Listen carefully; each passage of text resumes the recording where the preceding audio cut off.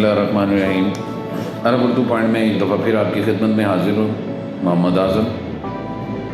आज जिस हवाले से हम आपके पास में हाजिर हुए हैं आपके सामने, वो एक भाइयों के लिए बहुत बड़ी खुशखबरी है। पिछले कुछ देर से 1 ईयर मल्टीपल वीज़ा बंद हुआ था, वो नहीं लग रहा था।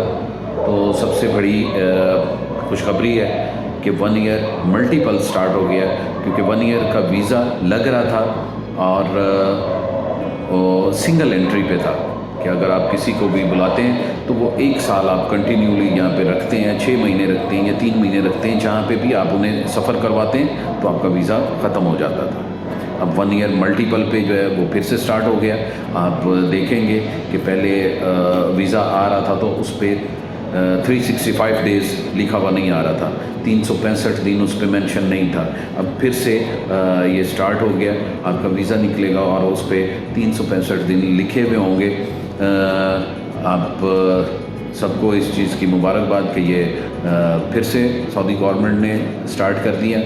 लेकिन इसके साथ साथ आपको ये भी बताता चलूँ, जो भी अपनी फैमिलीज़ के लिए वीज़ा निकलवाना चाहते हैं उन्हें निकलवा लेना चाहिए। आगे चलते हुए रमज़ान आएगा और रमज़ान के बाद में एक हज का सीज़न स्टार्ट हो जाता है, जिसमें गवर्नमेंट फिर वीज़े को रोक देती है।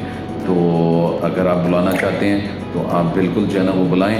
और इसके साथ या 3 मंथ पे आप बुलाना चाहते हैं तो वो बड़ा इजी है, उस पर ख़र्चा भी कम आता है। आप 3 महीने पे भी बुला सकते हैं।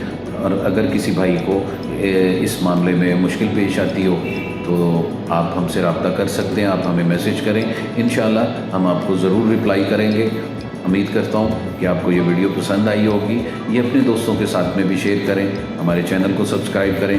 इंशाअल्लाह हम आपके साथ में जुड़े रहेंगे और कोशिश करेंगे कि जो एक ऑथेंटिक और परफेक्टली चीज़ हो वो ही ख़बर आपके साथ में शेयर की जाए, जो हमारे प्रैक्टिस से गुज़री हो हम वो आपके साथ में शेयर करें, जिससे आपका और हमारा रिश्ता बना रहे। बहुत शुक्रिया जी, दुआओं में याद रखिएगा।